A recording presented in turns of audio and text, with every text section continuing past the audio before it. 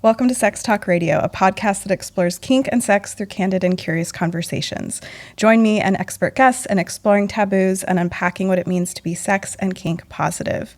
Go check out our new website, sextalkradio.com. That is SEGGS talkradio.com. And I hope you enjoy the episode. I was using kind of polyamory and ethical non-monogamy as a way to kind of facilitate or potentially even exacerbate my avoidant tendencies.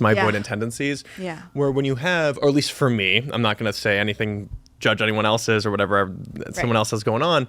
But for me, when I had, 5 or 6 different partners, I wasn't really investing in one or two. Mm-hmm. I always was looking for the next date. I was always looking for the next person instead of kind of watering my own lawn. Over 80% of women, including myself, cannot have orgasms from penetrative sex alone. That is why it is so important that we find sex toys that we love. Honey Playbox makes an incredibly wide variety of toys. They literally have it all. They have wands, they have clit suckers, they have thrusting toys. They have so many options. And what's really cool about Honey Playbox is they are very technology forward. Many of their toys can be app controlled in addition to the regular settings and buttons on the toy, which makes it really fun for you and your partner. Go to honeyplaybox.com and use code SEGGS, SEGGS, for 20% off of your entire order. This episode of Seggs Talk Radio is brought to you by the HUD app. The HUD app is changing the face of modern and casual dating by giving users a really fun and flirty interface, and also it has bedroom features where you can select all of the kinky and naughty things you're into and show those to potential future partners. I personally love using the HUD app, and I think it's a great system for finding kinky people near you. Go to hudapp.com/sextalk. That is hudapp.com/SEGGS talk TALK for more. One of the many things that I love about Mochi Melt is that it is an overall luxury experience using it. It tastes delicious and it looks gorgeous on the nightstand. If you want to try out Mochi Melt for yourself, go to mochimelt.com and use code Thea, THEA, for 15% off of your entire order. Not everyone wants a purple sparkly dildo. So when Peep Show Toys reached out to me and sent me their line of the Solina hyper-realistic, body-safe, platinum-grade silicone dildos, I was super excited. When I say they are realistic looking, I'm serious. They are very hyper realistic. They are soft on the outside, they are firm on the inside, and they have a suction on the bottom for hands-free play if that's what you are into. Go to peepshowtoys.com and use code SEGGS, SEGGS, for 10% off of your entire order. I recently squirted for the first time, and it was a lot of liquid. That's why I'm so glad that I've since found Splash Blanket. They create incredible waterproof blankets for all types of fluids. They have them in a bunch of different sizes and textures, and they are truly incredible and very absorbent. Go to splashblanket.us and use code SEGGS for 15% off of your entire order. Zachary Zane, welcome back to Seggs Talk Radio. Hello. Excited to jump in with you today. I saw you on a panel a couple nights ago, and that was really wonderful. I think that bringing some of these themes to the random, I don't want to say vanilla masses, but to other communities and industries is so important. Yeah. I thought there were some good questions, so that was neat. Yeah, it was fun. It was a panel on polyamory, yes. Non-monogamy, and it's so funny. I often feel like the people who reach out to me are the people who have done all of the research already, where I'm like, you're okay. I actually have nothing new to add. You've read every book on this. So it's kind of nice having people who are just figuring it out or potentially dabbling or thinking about it, whatever it is. Yeah. Yes. And I mean, a lot of the fears are kind of similar themes. And so to just hear from somebody that's done the things and is kind of on the other side of things is so important. Yeah. So jumping in, you and your partner recently got back from Hedonism. Is that what it's called? Yes. Okay. And what is it? So Hedonism 2 is in Jamaica, and it's a very famous just swingers resort. Swingers resort that's a clothing optional resort. Love it. I was there specifically during their bisexual takeover week. I feel like every week is themed for the most part. Yeah. So of course, in swinger culture, often the women are quote unquote bi. Maybe they do it performatively. Maybe they actually are bi, but male bisexuality is still deemed gross. If you bring it up, people don't want to play with you. People freak out. Yeah. And so this subset of the swinger world is oh, everyone is bi, including the men. And the vibes are different. I've been to Hedonism when it's not a swinger week. When it's not a bi week. And then I've been to Hedo when it is a bi week. And I think there's just so much joy and laughter. I think, a lot of the people who, they were looking for a sense of community, they thought they found it within the swinger world. And there's this irony of just being like, we're so open-minded sexually, but not with male bisexuality. Right.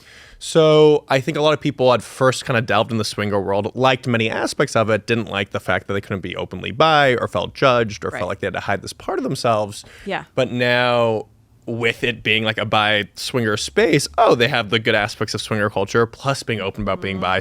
So like it was definitely more just like people were friendlier and excited and happy and like in a way that I'm not saying other swinger spaces are not that, but yeah, it was just definitely more of like a community vibe than I feel like I've had at other like swinger spaces events. Yeah, I'm glad to know that exists. I have a friend who just got back from some type of swinger place in Mexico. Cool. And there was an experience where like some guy whispered to her husband like, oh, he likes guys too. And it was just like, what fucking year is it?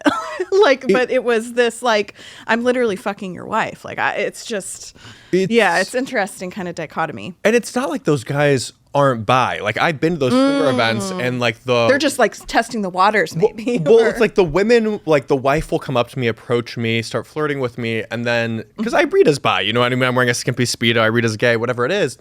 And they'll be like, oh, like, are you also into men? It's very hush hush. And then they'll invite me back to their room for all of us to play in private. But so it's like a secret. DL it's DL, it's secret, it's private.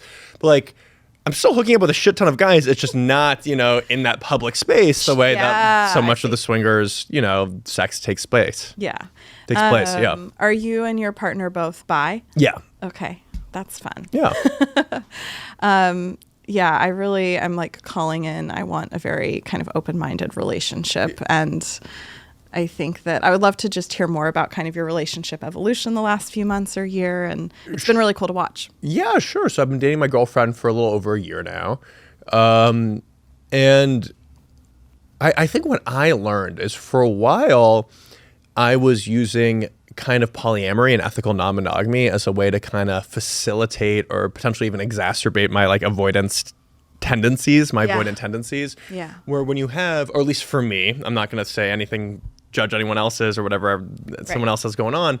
But for me, when I had, like 5 or 6 different partners, I wasn't really investing in one or two. I always was looking for the next date. I was always looking for the next person instead of kind of like watering my own lawn, in that sense. Yeah. And it was, I was always ethical. I was always honest. I was very clear about the amount of time and attention that I can give. I was clear about like the people that I was seeing, but I just didn't allow for a really deep emotional relationship. Right. And then when things started to get hard with one partner, I could kind of move on to the next one and then de-escalate with that partner instead of actually addressing these issues once the, honeymoon phase is over or whatever. Yeah. So yeah, with this partner, we're still, we have moved from being like poly to being open. So where it's like, we're not actively. What's the difference? Yeah, for the people that don't know. Sure, yeah. So polyamory, poly means many, amory means love. So you're open to having multiple loving romantic relationships. So people who are poly might have a boyfriend and a wife and other serious partners. Yeah. Versus an open relationship is just you're open sexually, not romantically. So you have a partner, wife, boyfriend, spouse, whatever it is, and then you sleep with other people, but you're not dating other people. I like that for myself. That identity feels good. I like that in my mind. And we're not opposed to being poly in the future, but for now, we're just trying to invest in this relationship. And especially as someone who previously used poly, when, things are getting hard in this relationship, let me look elsewhere, let me do that. I'm trying to not repeat that mistake. Yeah. So because of that, I'm not like on field actively dating. I'm not going out with new people. We have kind of some friends/partners, depending on your language, that were like grandfathered in. Yeah. In a way where it's just exactly like, okay. What you mean. So it's like, okay, we've had these people in our lives for so long and we're not going to give them up, but neither of us are actively like trying to date new people. Right. And again, like polyamory, non-monogamy, it can change in varying levels. Like at some point, if we feel really secure in the relationship a couple years down the line, and we're like, okay, like we know we can do this, we can start opening it up to polyamory, but we're just not there yet, and we're happy and focusing on ourselves and our relationship. Yeah, and I think that's what's cool about you too, is like you mentioned it the other night at the panel. It's like, well, the thing about when you write a book at a certain phase in your life is that's the chapter of your life that you're showing the world. But I mean, sexuality, it's also fluid and evolves so much. I mean, if you told me I like the things I like now 3 years ago, I would have lost my mind. And I think it shifts on where we're at in our lives, who our partners are. And so, I'd love for you to speak. You're writing another book right now, right? Yes, I'm writing. I'm one of those writers who's like, I'm writing 9 different books at once. Multiple? Multiple. I'm doing one fiction and one nonfiction. Oh. Okay. So it kind of depends on my mood that morning, what I feel. About? Is it sexy? The fiction is sexy. I'm going to wait to share what the fiction is about till a little bit later. But the nonfiction is kind of my evolution. So I wrote Boy Slut. It was about my 20s. I wrote it in the end of my 20s, early 30s. And the book is about how to overcome sexual shame. And I do it through my lens, which is bisexual, polyamorous, kink positive. Yeah. And all of that holds true. All of that is still the same. The issues I discuss about bisexuality and polyamory and the stigma and how to overcome stigma, how to reduce sexual shame, how to get over religious-induced sexual shame, whatever it is, I stand by all of that. Yeah. And I think I will always stand by all that. I don't see that changing any point in the future.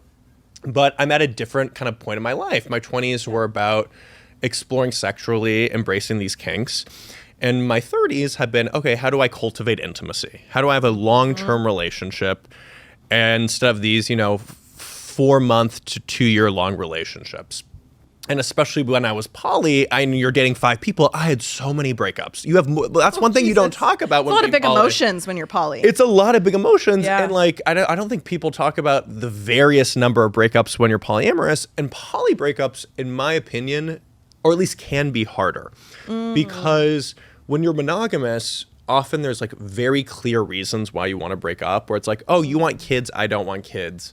Oh, we like very different things. Yeah. And when it's all or nothing, the way monogamy often is, okay, we don't match on this level. I need someone who matches me. There's often like this clear-ish reason versus poly, when you can have secondary partners or even tertiary partners, which I know sounds ridiculous as you say it out loud.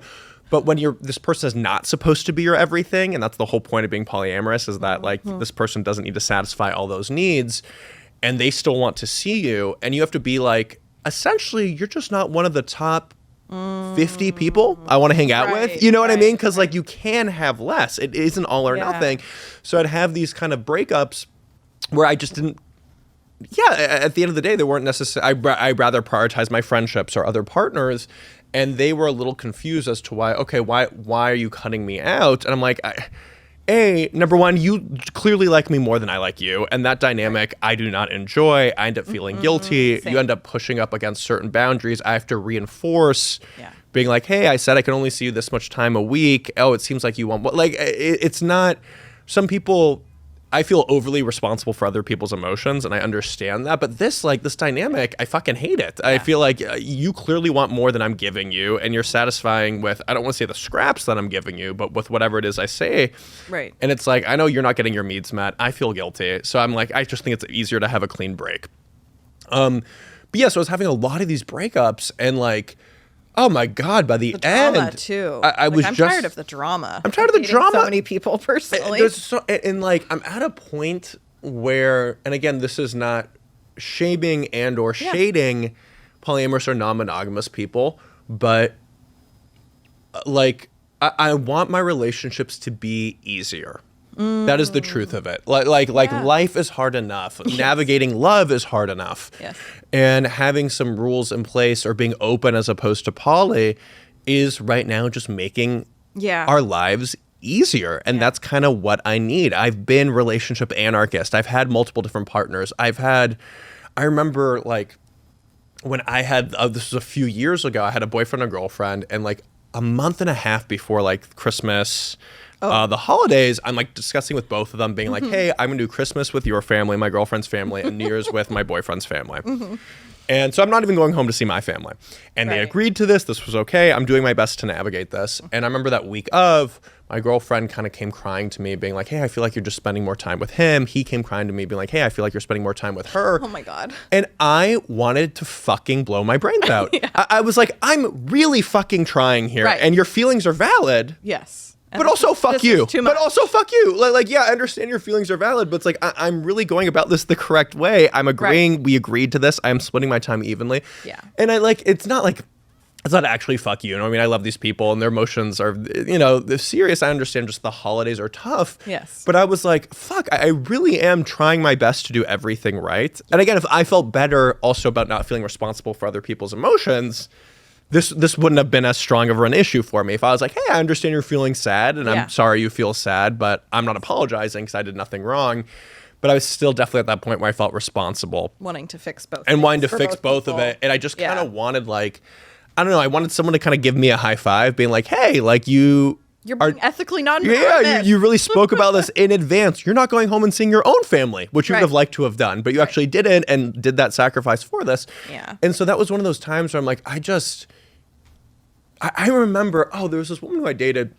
We ended up breaking up, but like she impacted my life in a really positive way.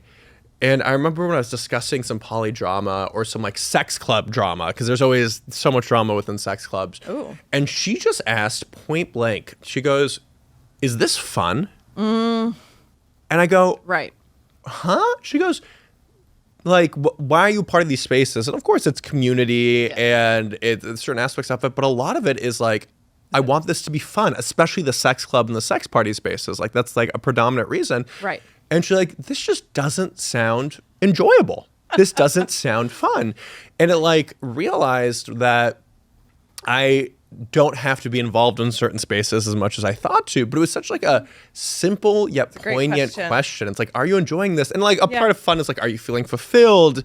Are you enjoying this? Is this fun? But just even the use of the word fun, I thought was so interesting. And I'm like, yeah. It brings it back to the intention of some of these things, which like sex is inherently supposed to be fun. And pleasurable and like not taking up a ton of space in your head. And, something that I'm working on myself in therapy is like, a bit of the addiction to the drama, or a bit of an addiction to the dopamine from new partners. The drama is also one of those things where it's like, and now that I have less drama in this like primary partnership, and both of us joking, being like, we used to be drama fiends. We used to live off of it, being like, we think we're like boring when it's like, this is healthy. Right. Well, this is healthy. And like, there's an irony with, with the drama. You also get addicted. For me, like being in somatic therapy really helped me realize this, but it's like I was always in this sympathetic nervous system, very elevated. And there's an irony of feeling very alert and aware and actually safe, even though you're anxious, because, with this elevation, you're hypervigilant. And the moment you conflate that with safety, and again, in order to, it makes sense with your fight or flight, you're doing this, you're able to run away, but like all of these relationships kind of had me in my fight or flight thing, and I saw this as a matter of safety. So as like it becomes familiar. It becomes familiar.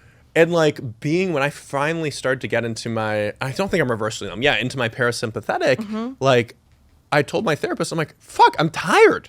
I'm like how the fuck do you, I don't understand. How did I do this? Well, and she's like, yeah, like your body needs rest because you've been in this heightened state. But I was like, well, I need to work. I'm sorry. Like I need to work. I need to go out of my house. So how do we find this balance of, I was just so new being in this calmer, chiller state. I wanted to sleep. I wanted to rest. I didn't want to do anything. And it's funny where it's like, I'm quote unquote healthier now. But healthier means I'm working less than I've ever worked before. I'm missing certain deadlines I've never missed because I used to never miss a deadline in my entire life. And actually, turns out, and I'll let editors know, but if I do, I always now tell myself, I'm like, I'm not a doctor. I'm not a lawyer. If my piece on the gangbang. It's as if my piece on what are anal beads come out 2 days later, everyone will be okay. And I think also just working in a journalism media capacity, everyone is heightened. Everyone is like, this is the most important thing in the world. And I was in a place for so long where I couldn't set boundaries. I was an aspiring writer are working in this way, and if I was late or if I fucked up or if I didn't handle edits well, they would just go to the next writer. I was very dispensable. Versus now I can be like, no, this is a holiday weekend and I'm not working on this week. I'll give it back to you at this point, and they will still come back to me. I'm not like able to set these healthy boundaries where really I think if I did in the beginning, they would have just moved on. There's a lot of people who want to be writers. Yeah, exactly. Who are happy to work on the weekends, who are happy to work 70 hours a week for 30 grand, brutal. Which I'm not willing to do anymore. Yeah. Yeah. I love that. So when did you know you were bisexual? My favorite Honey Playbox sex toy has to be the Joy Thrust. What is so cool about this toy is that this part vibrates and thrusts, which stimulates the G-spot, and this end stimulates the clitoris.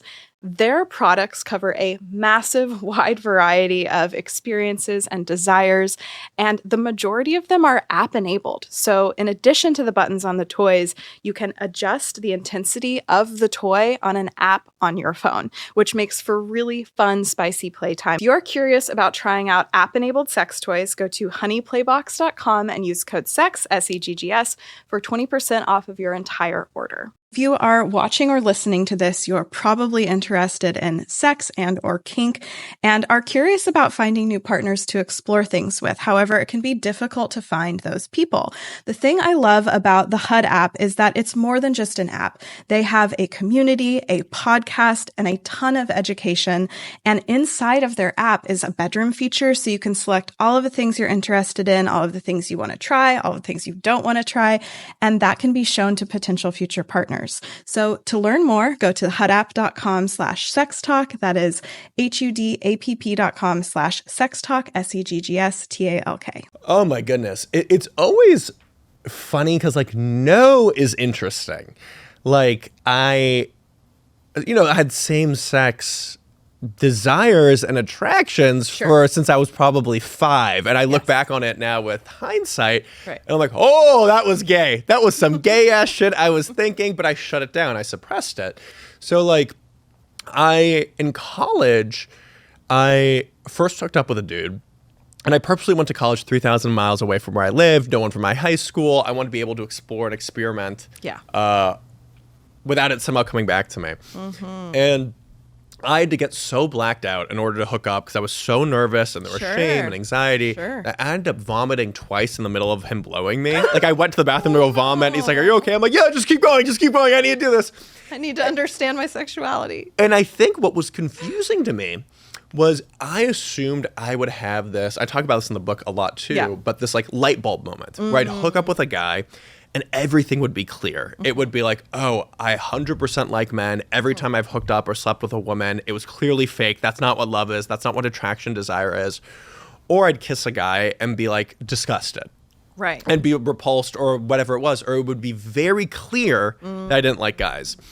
When I had this experience, I was not pulled either way. And I think also, obviously, there was shame and confusion, very heavily a part of this, but also I was blacked out, so you can't actually determine or recall it all. Yeah, I can't clearly recall it.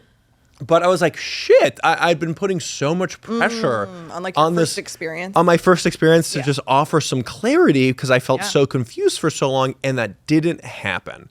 And I was like, shit, the fuck do I do now? Well, and there's no media representation. There's no, We have to remember where it's especially when I hear gay men get very, oh, there's so much bi representation. I'm like, hey, there's more gay representation than bi representation. You're kind of the first one I found on social media. I don't know. And also when I was I remember looking up bi guy or bi man in college. I maybe freshman, which was a long time ago. But well, it would just take you to gay porn. No, what would come up were either studies about bi men having and spreading HIV, or it was 10 things to never say to a bisexual person, or 10 myths about bisexuality. Or the Northwest study, which we've talked about. Or that they don't exist. Or that we don't exist. But even those listicle articles were not for bi people. They were for gay and straight people to prove that we exist. So or don't exist. No, the ones that are 10 myths about bisexual people or 10 things to never say to a bisexual person. We're at the very nascent stages of bi visibility. Yeah. But I remember seeing this and being like, well, okay, the only thing comes up are like trying to prove that we exist or studies about HIV. Fuck this. Then every gay guy I knew in college, every guy I knew in college who first came out as bi, then 2 months later or a week later came out as gay. Yes, but it's like a stop. Yeah, it was a stop. And so when people, and I always talk about this in a way where when people always say like, oh, it's a stepping stone, and then like, bisexual people are very quick to be like, no, it's not a stepping stone. I'm like, hey, we have to acknowledge that it is a stepping stone. By trying to deny that it is, we're not actually helping anyone. A lot of gay people do use it as a stepping stone. Sure. And that doesn't mean that's not invalid. Whatever it takes you. And like the reasoning's a little faulty. The idea is that being bisexual is more palatable than being gay. I don't think so for men. And it's not. It's not. But for still, that's the reasoning. But like, I lost my train of thought here. What was we saying? But like, so something more palatable. Oh yeah, but by like, what I always say is like, yeah, you might have used it, especially if I'm talking to an older gay man. You might have used it as a stepping stone. Like that doesn't mean I am. And being able to realize that your experience is not the universal experience. Right. You hearing from 3 people that they use bi as a stepping stone doesn't mean every bisexual uses it as a stepping stone. Yeah. There's a level of, you know, this myopic, self-centered, extremely arrogant perspective to assume that your experience has to be the experience of everyone else. The right one. And yeah, exactly. So that's one thing. But yeah, so at the time there was no bi visibility. I didn't know a single out person who identified as bi. You try to look up in the media, it did not exist. And so I would go back from being like, I think I'm gay, I think I'm straight. Oh, I hooked up with guys for 5 years, blacked out, by the way. Probably like 30 guys I hooked up with, blacked out. And every time I would rationalize it being like, oh, I was just like... Wasted or drunk and horny. And if someone had been like, hey, if you really like doing this drunk, you probably like doing this sober too. Well, but because there was no representation or role models, you were trying to put yourself in one of the two boxes. Yeah. So it was a really challenging time for that. Like it was. Yeah. And that was after, because you had a therapist tell you that bisexuality doesn't exist, right? That was much younger in life, That was younger. At a psychiatrist. I talk about this in the book too. I'm 16 and I tell him I think I might be gay. And he goes like, do you like women? I go, yes. He goes, then you can't be gay. And I go, could I be bi? And he goes, oh, bisexuality doesn't exist in men. And that's all you need to hear as a fucking teenager to be like, that must be true. Older qualified person is telling me. It must be true. And I knew, in hindsight, I knew where he was coming from. But a lot of it was, I was there for OCD. And a very common manifestation of OCD is called, they now call it sexual orientation OCD. But it's like people will obsess about being gay when they are not gay or bi. And it becomes one of their fixations. It becomes one of their obsessions. And this is an issue when, oh, this is a man who's married to a woman with 2 kids. This is how his OCD is manifesting. He's not actually gay or bi. I'm going to uproot my family and leave my family. So it's very common to obsess about being gay when you have OCD, when you are actually not gay. Okay. And so because of that, I think that's why he was very quick to dismiss it. He dismissed it as... fixation of as as a fixation or as an obsession that is quite common with OCD. In my case, I actually am bi. I actually am queer. And I think if he had explored that slightly more, we could have come to something else instead of shutting it down. But yeah, I think that definitely took me back a few years and definitely, hindered my coming out journey. Yeah. Yeah. Did you experience shaming or being dismissed by the gay community in this process? Yeah. No, when I came out as bi, it's a shame that kind of what makes people believe bisexuality is real is longevity. So it's like, oh, I've been bi now for 12 years. Or how long have I been out for? I've been out, I think I came out to myself in 2014 with the help of a good therapist. Aww. And then I came out publicly. I came out to my family, Thanksgiving 2014, and I came out publicly to everyone. Table shit, yeah. Came out publicly at, oh my God, I'm coming up on my 10-year anniversary for coming out as bi to my family. Did you liditerally do it at the Thanksgiving table? No. I was home. I was just home for Thanksgiving. That's what my vision was. I was home for Thanksgiving. No, I was not. I didn't have that big of balls. I respect people who do. That's exciting. Happy 10 years. Thank you. Yeah, but I think, when you're like, oh, I've it's been a stable identity for 10 years. I haven't switched either way. People are more likely to believe you. But right, it's like, what more proof? How many more years? And like, you need? Fortunately or unfortunately, a lot of people validate you based off of your actual experiences. So it's like, oh, they've known me to have boyfriends and girlfriends. They've seen me have sex with men, a shit ton of men, a shit ton of women, a shit ton of non-binary people and trans people and everything. That it's like, people are less likely to dismiss my bisexuality because of that versus the people who are, let's say, monogamous and married. Oh, they're going to have a lot more people dismissing their bi identity than I am. Yeah, people haven't hooked up with a gender yet, whatever it is. But still in the beginning, it's gay men were just very condescending. Kind of, I think, why I spoke to this a little bit, where they just assumed that I was using it as a stepping stone. But because I was hot, they still wanted to fuck me. That's the truth of it, right? You know, so they're just like, but they were just like, oh, honey, you'll get there. Right. But they're not necessarily... Whatever you say, but we're still going to fuck. Yeah, but it's not necessarily ostracizing me in the same way. They were belittling, but not necessarily ostracizing. Yeah. I struggled for a long time dating women who were afraid I was using it as a stepping stone or just not necessarily secure in themselves, afraid I'm going to leave them for a person. Leave them for a man. And I've always said, like, if you want, I can leave you for a woman. If that will make you feel more comfortable, I can do that as well. But what I've learned is essentially since I've come out as bi, I have not seriously dated a woman who is not bi. Right? And that's in part because straight women will not date me.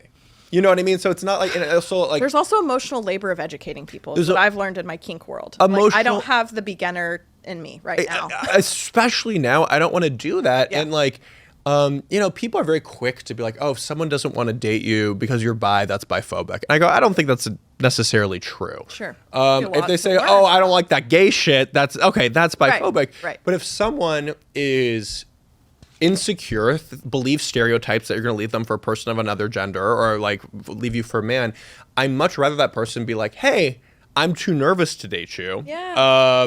Or maybe they just don't have the capacity. They have the capacity. I'm too nervous to date you. I'm too insecure. And like, so it's like that biphobia, quote unquote, it's not coming from a hatred of bi people. It's coming from a place of I'm feeling insecure. I don't have the capacity to do this. And instead of like, for guilting those people or forcing them being like, hey, you're queerphobic, biphobic, I much rather know, so I just don't date you. Not everyone has to date me or be interested in me. Yeah. And one of the things you've done is put on bi events, right? Over the last couple of years. Yeah. I think that's really great because before, you know, people may have not known where to go to feel supported in that way. It's where I found my bi community because at first I was like very heavily involved kind of when I moved to New York, which was April 2017. So what is that, 7.5 years ago? Like I was definitely more involved in the gay scene. I was going out. And I was accepted as long as I didn't bring up hooking up with women or like had a girlfriend at the time. And I was dating predominantly men, so this kind of wasn't an issue. But my acceptance was a little tenuous and dependent on hiding this other aspect of me. But I still felt more accepted in that community than among straight people. Totally. Fine. So I really wanted to find a bi community, and it's hard. Where was it? It's hard, right? You can always go to a gay bar, and almost, I mean, any city in the U.S., obviously, they're homophobic areas and they're safety issues, but like there's usually a gay hub, a gay area where if I travel alone, I could always meet some other gay people in some capacity. But where the fuck were all the bi people? And now, like, yeah, I threw this party for like, it was specifically for like bisexual men and the people that love them. And it was a sex party, and it was called Bi Slut, as opposed to Boy Slut. Boy Slut merch available. No, but it's it was like I had people. I remember this man came up to me, and he was wearing a harness over his shirt, and I hadn't met. It was open to the public. It wasn't as like a private event the way a lot of like the sex parties are. Sure. He came up to me and he was shaking, and he goes, "Hey, I don't think you know how much you've like impacted my life. You're writing. Like I was closeted to my wife. We were about to get divorced. I was not in a good place. I was not a good partner, and you helped me embrace being bi." Oh my God. And the wife was like, hey, and he's such a better man and treats me so much more. Yeah, when you have shame in your closet, you're not going to treat your partner well. You know what I mean? Yes. And wow. And clearly being at this event was also a big deal for both of them. And just seeing that they came together. That's big. It's really beautiful. And yeah, just people don't have the space. And one thing I'm interested right now where I've been able to find bi community and create bi community is through sex parties, through kink, through polyamory. And that works for me. That works for me and the other people who are not vanilla and the people who are not monogamous. And one thing I'm interested in, but I haven't necessarily done it because I don't know if I'm the right person to do it. Also, how much time do you have? But I would love to see more bi spaces that are not related to kink or polyamory or sex. Sure. You know, so what about all those people who are monogamous relationships who still don't have a sense of bi community and they're not sure where to find it, the vanilla bi people. Right now, the only place that I know to really find bi community is through sex parties in that scene, which is, again, beautiful, great. I helped to create this, facilitated this. Yeah. There are other bi parties out now, bi sex parties, and people like, Zach, like, are you mad? I'm like, no. Like hey, I don't have a monopoly. Bi sex. Yeah, I'm like, I don't have a monopoly on, you know, bi play parties, but like the goal here is like to just have more of these. And I think my party showed, given the success and how many people attended, that there is a huge fucking demand for it. Absolutely. I mean, the community I wanted to create, which I feel like I've done, is like somewhere for those curious people. Like, yes, I have a lot of very kinky followers that have already done the thing, but the majority of the questions I get, the DMs I get, it's all like, I'm curious about doing the thing. Yeah. Whether I'm single or partnered. And there's just massive curiosity and nowhere to go except podcasts, media, like whatever it is. And I think that, like, you know, panels and stuff like that are great, but I think there should be a more interactive angle from a lot of this too, of like chatting with different people. Maybe I guess my mind goes to kink, where I'm like, they try a thing. But anyways, like, there are ways to make, I think, networking sexy and fun without it being a sex party or for sure. something kinky. Educational, but, you know, I think that there's a mix. Oh, for sure. Missing, for sure. Yeah. Yeah.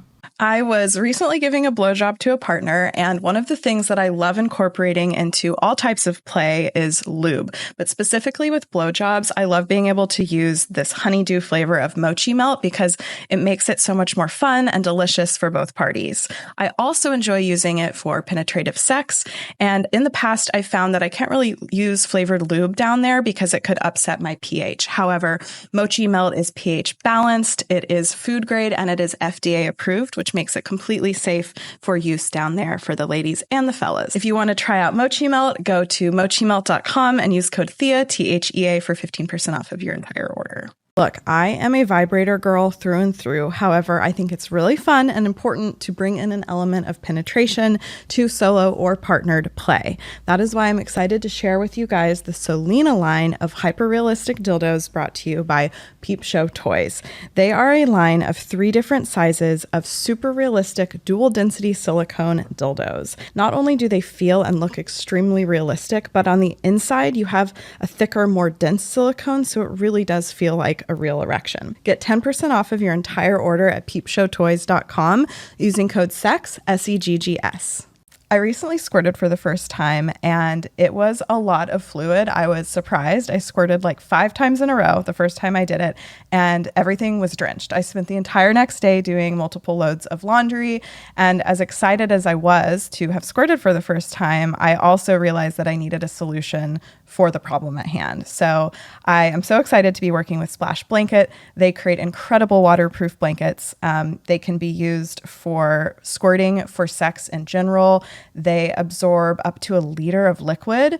I mean, I just use mine as a cozy blanket. They are extremely diverse, and I absolutely love them. So go to splashblanket.us and use code SEGGS, SEGGS, for 15% off of your entire order. So, you know, throughout this process, you talk a lot in your book about mental health, and I would love to hear more about your journey with that, how it does or doesn't tie to sexuality. And I mean, I think that I would love to see more men taking such a jump all in approach to such things. Yeah, so I guess my journey's potentially a little bit different than others. Again, having grown up with severe OCD, my parents got me into therapy quite young, and I'm very lucky about that. And you have very progressive parents. Remember that from I progressive parents, and I actually didn't know this until I was writing Boy Slut, writing the book, and like calling up my parents to be like, just fact checking my memory. Cause you know, about yourself as a kid. Yeah. When I'm like 8, I'm like, did this even happen? And again, I don't think their memory is any better. I think they have a distorted view of what happened. Cause I know my mom will say something. I'm like, I know for a fact that didn't happen. Oh my God. What did you have to fact check with them? Well, just I was talking about therapy in this way. And what I did not know was that a lot of her friends judged her for putting me into therapy. Wow. They thought it was like childhood eccentricities, things I would grow out of. They thought it was unnecessary. And she actually received a lot of flack for putting me into therapy at such a young age. But I was like, you know, I was checking my alarm clock 100 times to make sure it was on. You know, every like 10 seconds would have to go back and check my alarm clock. So I was not sleeping. Baby. I'd wake up crying. And the thing is, with OCD, at least the way my symptoms manifested, was I knew what I was doing was ridiculous. Sure. So I wanted to not check my alarm clock. And then you have the shame about not being able to control yourself. Mm-hmm. So it's not just even the action itself. It's the fact that I knew it was ridiculous, but I still couldn't stop. And I felt like everything was very out of my control. Yeah. But so therapy was very helpful. And also getting the proper medication was very helpful. Yes. Definitely. But where I am now, and one thing I heavily recommend is if you are seeing a therapist for however long, and after, it depends what time period you want to allot, but it could be 3 months or 6 months, you're still running into the same issues and you're still having the same conversations and it is not improving, you should see another therapist. I actually had someone I dated and she said this, and I'm not sure how much I agree with it, but actually kind of do. And she was like, I think you should get a new therapist every 6 months. Oh, God. Which obviously would be so much labor and dealing with insurance and doing that. And it's not a practical approach. Right. But often what I realize is therapists have their way of doing something. And a good therapist will have hopefully 3 different methods where it's just like you come to them with one problem. Okay, we offered you this solution. This solution did not work. Let's try this. Yeah. A second solution, a third solution. Therapists who aren't great just know the one method, and then we'll keep hammering that one method. And sometimes I've been like, so it's not working. Right. Clearly it's not working. What else can we do here? What I like to say is like talk therapy often is just scratching the surface kind of over and over again, whereas sometimes like we got to go the fuck in. Exactly. So I was doing talk therapy for a while. I ran into the issue of having running the same anxiety stuff. I moved to that woman who I dated, who I said had like a very positive impact. She recommended a therapist who is a somatic therapist. And somatic therapy is a lot about getting in touch with your body, the way your, anxiety can manifest in your body, and how do we actually help to control the bodily symptoms, which will help control the anxiety. And I remember on my first session, I'm going through, that's, the session where you're like going through your whole childhood and your drama and your life. I've seen people make bullet points and PowerPoints, like to catch up new therapists. I'm like, trauma, age, timeline. Honestly, I respect it. Yeah. But it probably shows, probably the therapist is like, that's very revealing about the person. But I'm going in, I'm doing the whole spiel, and like, she has me, afterwards, she goes like, okay, Zach, like you're clearly heightened. We see this. And yeah, of course, I'm reliving all my trauma and talking about all this shit. And she had me with like a baseball bat hit like an ottoman. And like with like this heavy breathing, screaming breathing. Oh my God. And I started crying I was like convulsing. I was crying so hard. Like it was just cathartic. It was cathartic. And now I learned like, okay, I was in this sympathetic nervous state for so long, and this helped me reach a calm, relaxed parasympathetic state. And it wasn't like I had one thing in particular that like I was kind of working through, and there wasn't like an actual necessarily like that one issue. It was just, doesn't even matter when it's physical. It was just somatic. All of it. And that really, I was like, oh shit, there's some validity to this. And what happened was, okay, and this was important, I felt calm for about 2 days. My anxiety, versus with like talk therapy, I'd feel calm in the moment, and then 15 minutes later, I'm back to being anxious, having OCD. It's overwhelming. Life is hitting you back again. I remember being like, oh shit, like I actually feel calm for 2 days until something happened and I stayed in this elevated state. Yeah. But I think for me, I was very not in touch with my body. I think I kind of grew up not exactly with this mentality, but like my brain was my body was just a vessel to hold my brain. And what's important is to focus on schoolwork and to focus on nourishing your brain. And even though, but that's true and that's not true. My mom did put me into sports, and she could tell like that's a good thing too. Yeah. But I still really did not have an understanding of how my body related to my brain and my mind. And that's something I'm working through with somatic exercises and therapy. But I've gotten so much better with this therapist for the past 2 years or whatever.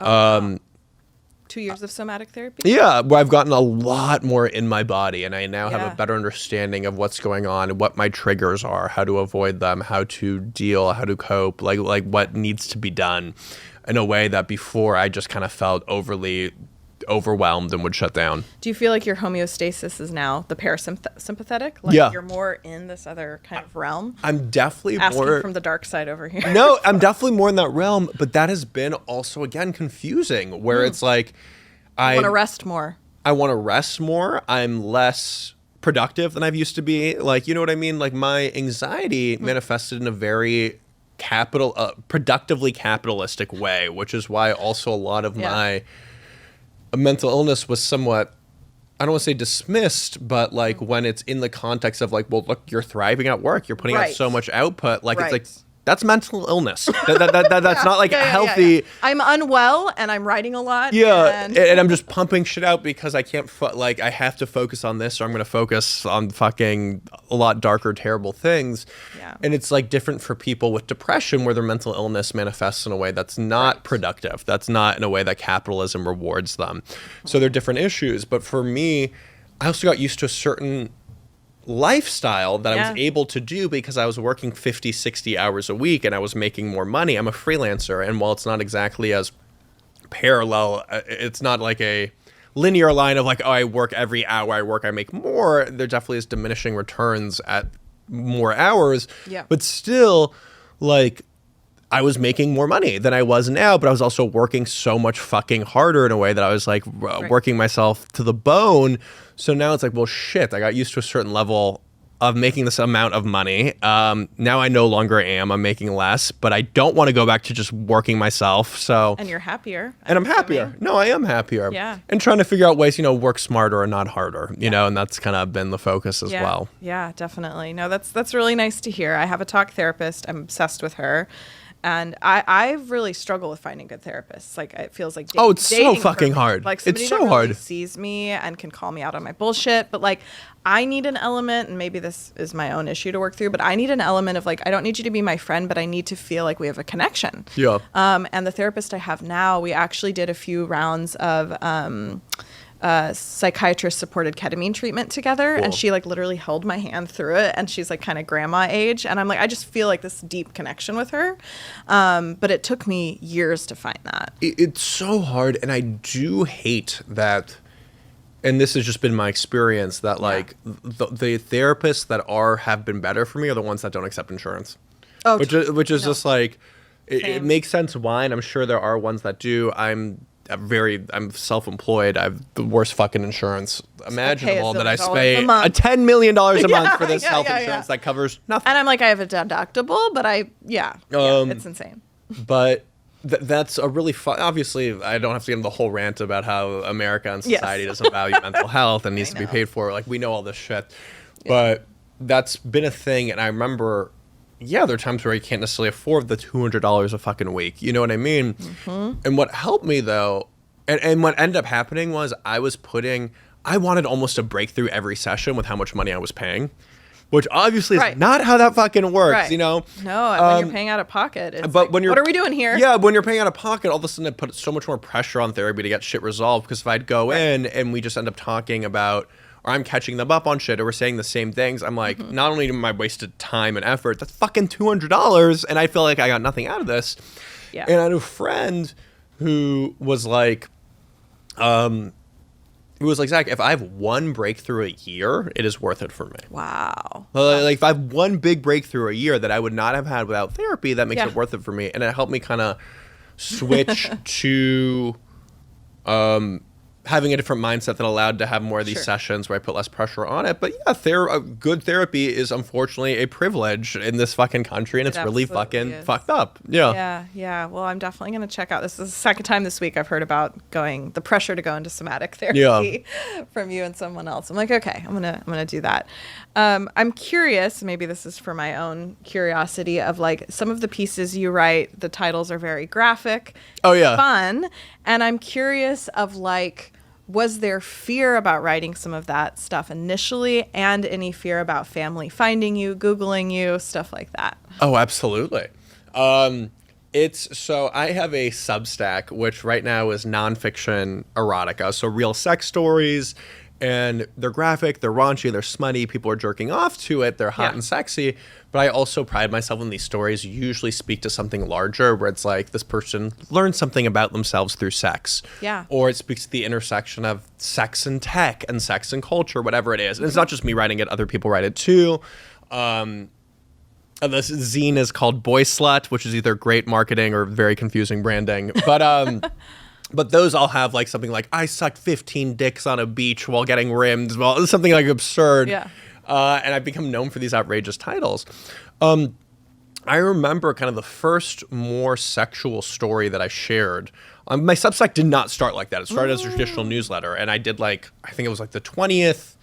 What were the original stories? They weren't stories. Like they were just kind of newsletter. Hey, here's. It started during COVID too, so it's just a way to kind of like reach out to other people. I'm sharing news about other articles I've written, my thoughts on this article, but it wasn't like actual sex stories or like even stories more broadly. It was more of like a traditional newsletter, just filling you into what's going on in my life. I remember I did this. The 20th piece was about my threesome I had with Wolf Hudson, who I dubbed the king of bi porn in an article in Men's Health, but he has a lot of bi porn, and my partner of the time. And I remember the day before it was going to go live, I like freaked out being like, I'm sharing so much about me having sex. Right. I shouldn't do this. And then what happened was, obviously I was rewarded for it. People liked it. People wanted more of this content. I kept doing it. But I'm very lucky in that my parents respect my boundaries, being like, hey, they don't want to read me getting fucked by 15 dudes either. Yes. That does not bring my mother joy. She doesn't want to hear this.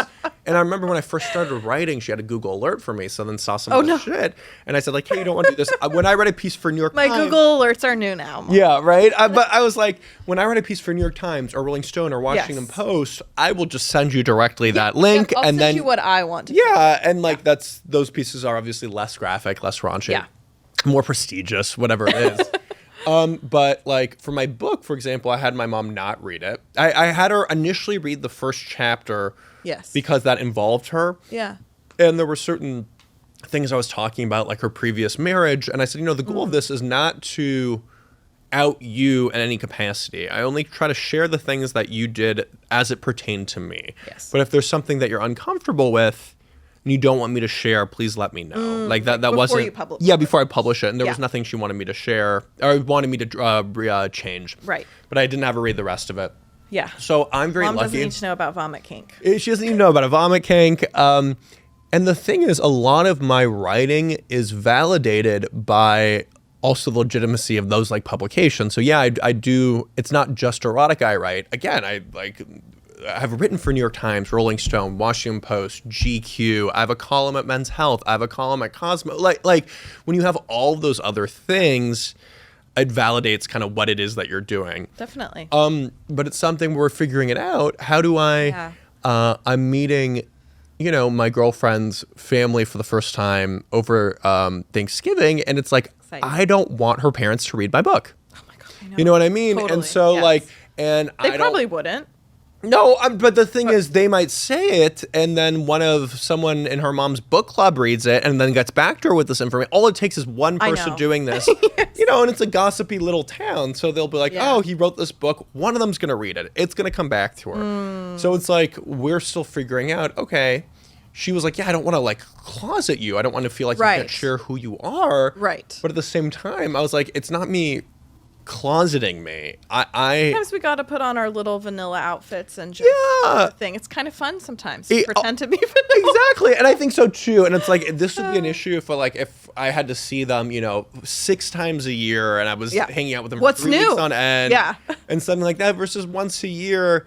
I've spoken to adults about my work before where I don't want them to know. I know how to focus on sexual health. I know how to deflect. What type of writing do you do? Honestly, it's predominantly ghost writing or SEO writing. So like instantly bored. They're instantly bored ghost writing if they follow up with that. I can't even speak about who I wrote the books about. And like again, so it's like this is not something that I've done. Or sorry, this is something I've done with other parents, with other people. Yeah. Even if it's people my age where I'm like, I don't want to talk about my fucking sex life with you. I don't, it's hard to believe it. I don't want to always talk about myself. I don't always want to talk about my book. And when you write a book called Boy Slut and you're so open about this, people have 1,000 questions. And sometimes I just want to go out and meet new people. Also want free unpaid advice often. And it's like, I'm not in the mood to be interrogated. I don't want to do this.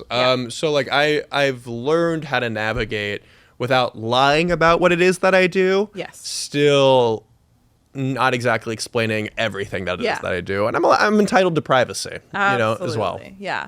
I mean, I really appreciate that personally. My mom is also very progressive, open-minded. She's queer. She's been with a woman for 15 years. And so I grew up in that world. And I set a boundary of like, you don't need to see my social media. Yeah. And her partner did some digging one day, found a clip. I gave 2 blowjobs at a sex party. That's the clip that they see. And it was just like... But it wasn't actually a clip of you... No, it was an article. It. Oh, okay. Yeah. Not the porn version. Okay. But so me speaking about it in like a reel, and it really fractured our relationship because of like, it's such a different line of thinking in that generation of like, are you sure you want to be speaking about this publicly? You know that this could be on the internet for the rest of your life. And so like, but what I like what you shared, because it really validates my experience of like, I had an episode that was mostly about sexual health and wellness. I trimmed out where I was explicitly talking about my sex life, and I sent it to her. And I said, this is what I want you to see. And I also want you to see that I'm not just talking about my sex life in a raunchy way. Like, I'm on a big mission here. And so, but it's like curating it so that we feel on the same page has been an interesting part of the journey. That generation doesn't quite understand, like, the concept of oversharing is not something they did. They're a very tight-lipped generation. They were boomers. Freaked out about my oversharing prior to me opening my mouth about sex. They were like, why does Instagram need to know? Yeah, and I understand that. And also, but to their credit, like, I'm trying to actually write less about myself, which is why I want to move into fiction. I think for the Substack, I was going to wait to say this for the new year, but I'm going to open that up to fiction as well, because I found myself having sex just to write about it, which is not authentic. That's not genuine. Like, would this be a great story? Yeah. I used to have sex because I fucking was horny and I wanted, and this was a new novel experience. Yeah. It was a novel experience. I wanted to have it. So I'm like, this is taking the fun out of sex. It's taking the fun out of writing, 2 things I typically enjoy. And I feel like I've shared so much of myself and it's fucking exhausting. And I no longer want myself to be the brand. And to their credit, a lot of these people who are oversharing at 22, 23 before our frontal lobe is developed. And that shit is out there for the rest of their life. And like, be careful. I potentially would have gone about this in a different way. I'm not looking back on it in a way that didn't, highlight or focus on me as the brand and my sexual experiences. And I'm currently trying to transition out of that. I'm hoping fiction will help do that. Still, I'll always have the wild and crazy sex stories. I still will write about myself, but there's no pressure because, I mean, you do have people that are expecting that from me. Yeah. Like, when I think of you, that's what I think about. I want to read a raunchy story. Yeah. But taking that pressure off yourself, knowing that you could also write incredible fiction. Yeah. That could have the same effect for people. And it's still going to be raunchy. It's still going to be sexy. Yes. It's still going to be fun and different. But... I understand that concern. And I think of like, especially it was like 10, 15 years ago, kind of in the highlight, right when I started writing, there was like, I want to say like the commodification of like first person like identity, where it's like they would have these 22-year-olds, they pay $50 for them to share the most embarrassing things about their soul in order to get published. Yeah. And that was like how they started writing and they felt they had to do that and overshare. And I was of that generation of writers who came up in that time period where it felt like the only way to break into this industry was to overshare, because otherwise, why else would they hire me when they can hire someone who's in-house and staff to write up a journalism article, to write up an SEO piece, whatever it is, to write up what our anal beads. The only thing that separated me was the fact that I could share my own story. So I had to overshare my story for so long. And it's a little... I'm moving away from that. I think that'll be a lot better for my mental health. Definitely. Yeah, I'm excited about the transition. It's been really cool to watch from the outside as well. What kind of themes do you hope to explore in the book you're working on? You mentioned intimacy and kind of this personal shift. Yeah, so the nonfiction, and it's not negating my first book at all, but the first book is about how to overcome sexual shame, and I'm very much the expert in that way. It's a little self-helpy in the way that it is. Versus this one is, how do I have a meaningful long-term relationship? How do I move from being someone who has an avoidant attachment style to have a secure attachment style? And I'm very much not the expert in this. You know what I mean? Yeah. This is going to be, this book, it's more literary, it's more traditional essays. It's a little bit more serious than the last one. Ironically, there's actually a lot more graphic sex in this book than there was in the book Boy Slut, which is kind of funny. Yeah.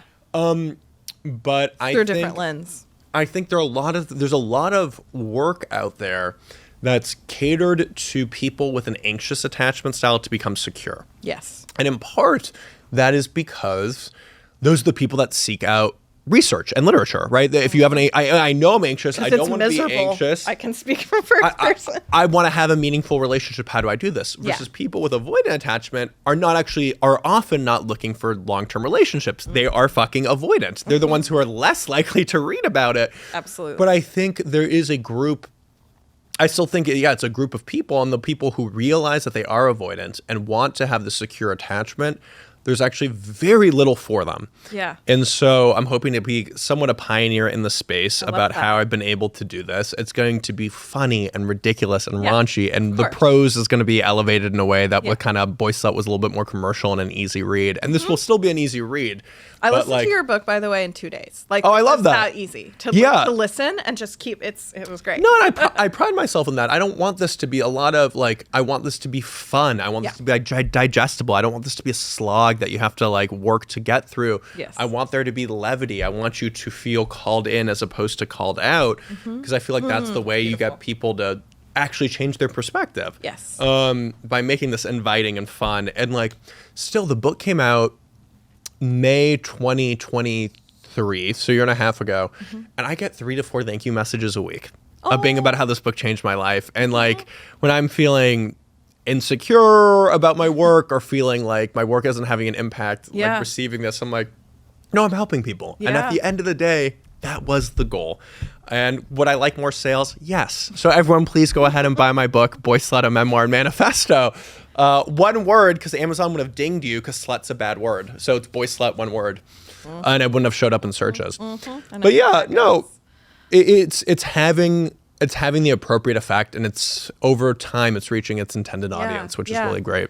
I mean, I send a lot of people your way into your book who message me and are like, I'm curious. I want to explore with men. I don't know where to start. And I just try to validate them as fucking people, because, and also from my last guest earlier today, we were talking about it too, of just that instant, I'm no longer of interest to a straight woman. And I think we are a minority, and I think I am in a kinky echo chamber, but I posted a video of Jeff, who was just on, asking guys around the world to kiss, straight guys to kiss him. And they all did it, and we're so excited about it, and it's adorable. And a bunch of my girlfriends were like, that's fucking sexy. That's fucking hot. And I was like, I know. I'm very open-minded. I would love to have a, boyfriend that's heteroflexible, somewhere along those lines. But I just want people to feel validated, know that there's other people out there, because it's hard. I can't really think of anybody else that's doing, that's out and by and talking about it in the way you are. And And so then I send them to you because I'm like, this can look a lot of different ways, and everyone's going to be completely unique. But like, I think there are a lot of those stories that you mentioned earlier where it's like, okay, I've been I'm not maybe fully bi, I'm heteroflexible, but I've been withholding this for years, and I have a female partner and we've been doing it. But like, I think when there is a lot of love and connection and depth to a marriage or a long-term relationship, I think there is space for bringing stuff up like that. It could end relationships or marriages, but I don't know if you have any advice for those kinds of fellas. Oh, yeah. I mean, I've written about this a shit ton, a lot of articles about how to come out as bi, how to go about this in a way. I think when you come out or start in like talking about, let's say, same-sex attractions, it's important to note, like, why are you sharing this information? Because in their mind, they're going to go to a place of, I think he wants to leave me to explore with this person. So they're coming from a place of insecurity. Oh, this is a threat. I can't give you this. Yeah. So if you're sharing this because you actually want to open up the relationship, okay, so now there are two things going on. It's the bisexuality plus an open relationship. Right. But if it's just, hey, I want to share all of this with you because you're the person that I love. I still want to be monogamous. I just don't want to hide this aspect of myself. That's really important to convey. And I think it's important to convey what I try to do is, assuage their concerns before they come up. You have a sense, okay, they're going to feel like they're going to leave you. They're going to feel they can't give this to you. So knowing that, how do I best make them feel secure in our relationship dynamic? Know that this actually doesn't have to change your dynamic. It's because I just want to be more intimate with you, more vulnerable with you. It's because I love you that I'm sharing the side of myself that I'm feeling vulnerable, not because I want to leave you. And if you do want to open up the relationship, okay, that's a different dynamic that you're therefore asking for. And not a process. The thing is, and I don't want to be unrealistic. I've had men come out to me afterwards being like, I gave your advice and my wife left me. That is a truth of a dynamic. Like there are very serious risks. Yes. Also, without going into it, obviously there are cultural differences between bisexuality, and how people are going to respond is depending on the culture, religion. There are a lot of other factors here. But like, what I tell this person is, hey, I'm really sorry this happened to you. I hope there's at least some freedom in being who you are and no longer hiding. And I hope you're able to find someone who accepts and embraces that. Yeah. There are the people who, I used to be someone who was always like, no matter what, come out. And I've now really changed my horn on that. I think that's a very privileged perspective. Sure. Like if you're 65 and you think your wife is going to leave you, kids, and you have kids, and you actually are, you have no desire to explore this attraction with men, you're just watching gay porn and hiding it, like, there's a lot more to lose. Yes. And so does it make sense to come out to your partner? Like, do you want to? And I can't make that decision for anyone. But, like, I do want to stress there are real potential consequences, but there's also a possibility to have such more love and trust and vulnerability and beauty that comes from it. And even if it turns out your wife leaves you because of this, hey, you're at least now free to explore and be who you are. And hopefully you're able to find someone that does embrace and accept and love you. Yeah, I mean, and none of this stuff happens fast. I mean, I'm just now getting to a point where I'm really realizing my identity as I guess kind of desiring the open relationship. Like, I'm not sure I can handle the polyamory element, but like when I start to feel like I'm dating somebody more traditionally, I start to instantly feel boxed in and scared because like I'm so explorative and I want to be able to have unique life experiences and novel experiences. But I mean, I also, what I kind of see in my future is like exploring monogamy for a bit and then finding what works for us with that person. But when I think of long-term monogamy, it's such a process because I still feel so boxed in by society of what I'm supposed to want. Throwing away those shoulds are really challenging, but there is no shoulds. You do whatever the fuck you want to do as long as you're doing it ethically, safely, it's coming from a healthy place, right? Yeah. But I will say a lot of the, not always, but a lot of the long-term relationships, the open relationships that tend to work are couples that did start with monogamy. Yeah. And build that foundation. And that's something that I'm trying to do with my girlfriend now, as we're both like, even though we're open, we're still like not even sleep. But like I'm trying to change it where I'm no longer trying to sleep with people where it detracts from our relationship. You know what I mean? Sometimes it is like what's it called? Like a net sum game where it's just like, if I have sex with a random dude on Grindr 2 hours before she comes over, I'm not going to want to have sex. I'm not going to be in the mood to have sex. That's taking away from our intimacy, from our sex. Prioritizing. And so being like, okay, is this sex something that is adding to my life, or is parallel to our relationship that is not interfering with it? Yeah. Or is me having sex with the other person going to take away from my sex life and my relationship with my partner, at which point, okay, let's not do that. Yeah, absolutely. Well, Zachary Zane, thank you so much for coming on. Yeah, thank you for having me. This is great. I love watching the evolution. Yeah, Super of course. excited about your Book. Thank you. And this will come out soon. Amazing. Thank you. Thank you so much for tuning into the episode today. Be sure to stay in touch with us on socials at Seggs Talk Radio Podcast. That is SEGGS Talk Radio Podcast.